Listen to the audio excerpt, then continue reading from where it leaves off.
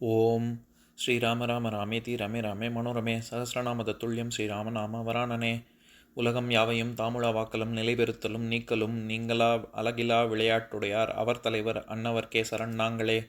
எத்திர எத்திர ரகுநாத கீர்த்தனம் தத்திர தத்திர கிருத்தமாஸ்தகாஞ்சலிம் வாஷ்பவாரி பரிபூர்ணலோச்சனம் மாருதிம் நமது ராட்சசாந்தகம்.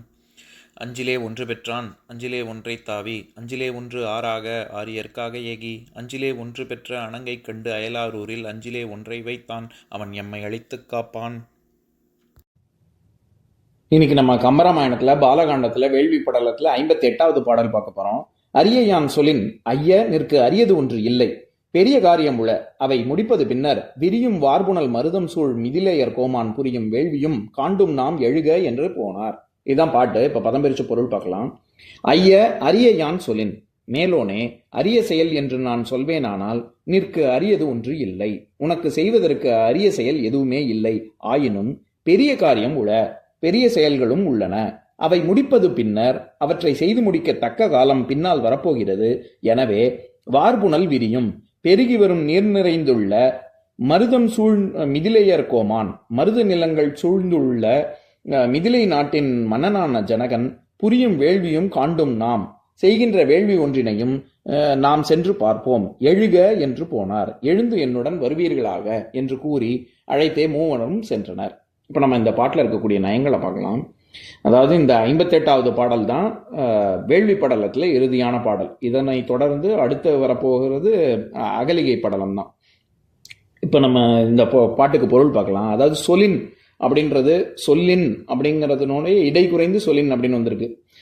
அதே மாதிரி ஐ அப்படிங்கிறதுக்கு நான் ஏற்கனவே பல பாடல்கள் முன்னாடி, எந்த பாடலும் ஞாபகம் இல்லை, பல பாடல்களுக்கு நான் பொருள் சொல்லும்போது சொல்லியிருக்கேன். ஐங்கிற சொல்லுக்கு பல பொருள் இருக்கு.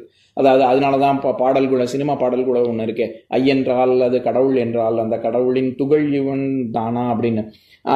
ஐங்கிறதுக்கு வியப்பு, அழகு, மென்மை, நுண்மை, தலைவன், கடவுள், கணவன், அரசன், தகப்பன் அதாவது பிதா, அதுக்கப்புறம் கடுகு, சர்க்கரை, இத்தனை பொருள் இருக்கு. அதை தவிர்த்து ஒரு சவ்வீர பாஷானம் அப்படின்னு சொல்லி ஒரு விஷம், அதுவும் இருக்கு. இத்தனை பொருள் இருக்கு.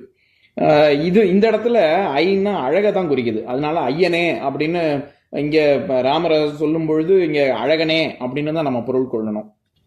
இந்த முனிவ, ஐய அப்படின்னு சொல்ற சொற்கள்லாம் அந்த அகரத்துல முடிஞ்சதுன்னா கிட்டக்க இருக்கிற சுட்டு, அண்மை சுட்டு தான் அது, செய்மை சுட்டு கிடையாது. அதனால கிட்டக்க இருக்கிறவன அழகனே அப்படின்னு ராமனை விஸ்வாமித்திரர் சொல்றாரு.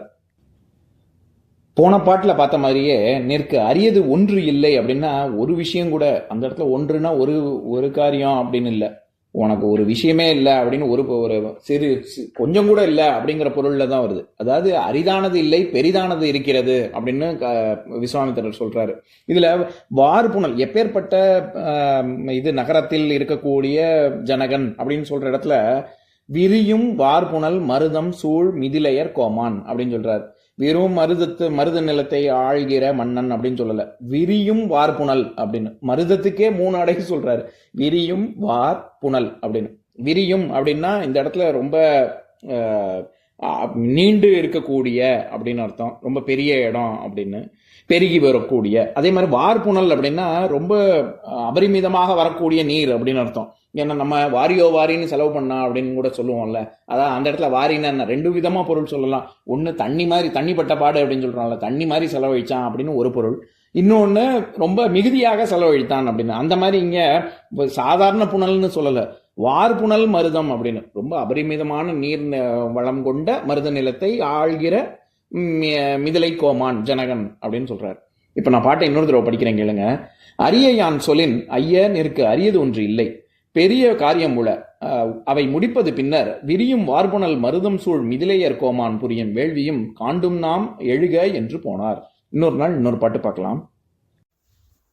ஓம் சாந்தாகாரம் புஜகசயனம் பத்மநாபம் சுரேஷம் விஸ்வாதாரம் ககனசத்ரசம் மேகவர்ணம் சுபாங்கம் லக்ஷ்மீகாந்தம் கமலநயனம் யோகி ஹிருத்யானகம்யம் வந்தே விஷ்ணும் பவபயஹரம் சர்வலோகைகநாதம்.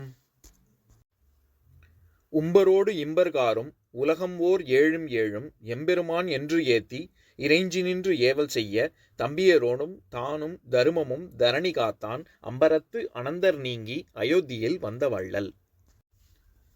ॐ पूर्णमदः पूर्णमिदं पूर्णात् पूर्णमुदच्यते पूर्णस्य पूर्णमादाय पूर्णमेवावशिष्यते। ॐ शान्तिः शान्तिः शान्तिः। ॐ सर्वेषां स्वस्तिर्भवतु, सर्वेषां शान्तिर्भवतु, सर्वेषां पूर्णं भवतु, सर्वेषां मङ्गलं भवतु। ॐ शान्तिः शान्तिः शान्तिः। ॐ सर्वे भवन्तु सुखिनः, सर्वे सन्तु निरामयाः, सर्वे भद्राणि पश्यन्तु, मा कश्चित् दुःखभाग् भवेत्। ॐ शान्तिः शान्तिः शान्तिः।